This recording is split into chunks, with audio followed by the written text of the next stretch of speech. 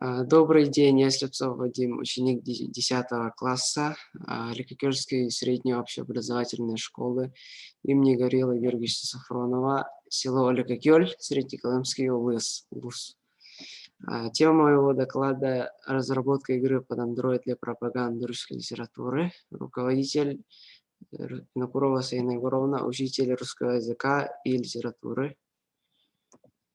Благодаря стремительному развитию информационных технологий IT и непрерывному увеличению объема информации, необходимой для трудовой деятельности, компьютерное обучение получает все большую популярность. Ученые постоянно разрабатывают и предлагают к внедрению новые, более совершенные методы, позволяющие существенно и качественно осуществлять процесс обучения.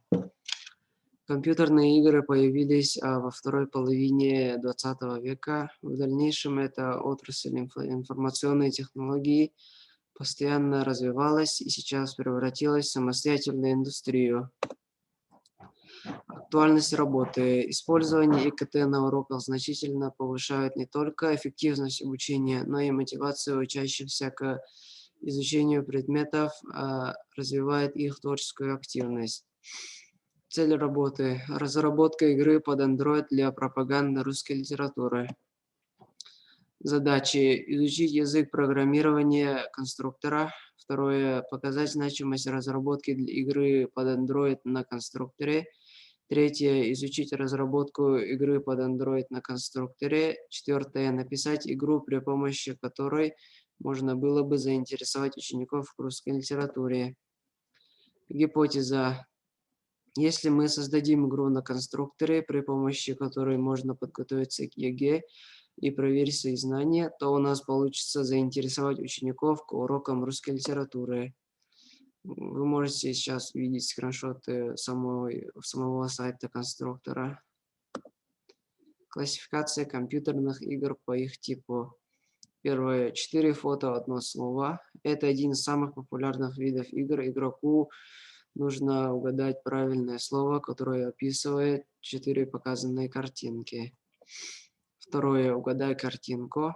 Это игра о том, как показать одну картинку и угадать, кто это или что это такое. Это может быть изображение человека, знаменитости, певца, кинозвезды или спортсмена и так далее.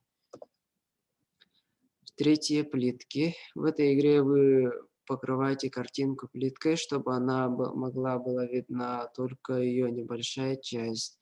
Игрок должен угадать сюжет картинки, раскрыв как можно меньше плиток. Чем больше плиток открывается, тем больше раскрывается изображение, что упрощает угадывание. Четвертое. Найти слова. Игрок определяет слова в головоломке, чтобы перейти на каждый новый уровень. Мы выбрали тип игры «Угадай картинку». Нам стало интересно, знают ли наши ученики писателей на лицо. Собрали картинки известных русских писателей и поэтов, разместили их по клеточкам. Вы можете увидеть эти скриншоты в сайте. Пошагово выполнили инструкцию от 1 до 30 шагов. Вы видите скриншот того, что мы скачали и установили эту программу на свой смартфон. Это скриншот самой игры. Мы провели опрос. В анкетировании приняли участие ученики АКСОШ имени Гаврила Георгиевича Сафронова с 8 по 11 классы. Первый вопрос. Интересна ли вам игра? Все 100% ответили «да», очень интересно. Повысился ли у вас интерес к русской литературе? Также все ответили «да». Заключение. С детьми 21 века нужно говорить на их языке. Для того, чтобы еще больше вызвать интерес к классике, надо придумывать новые возможности. Компьютерные игры как раз полностью справляются с этой функцией. Впереди много интересных дел на создание игры. Спасибо за внимание.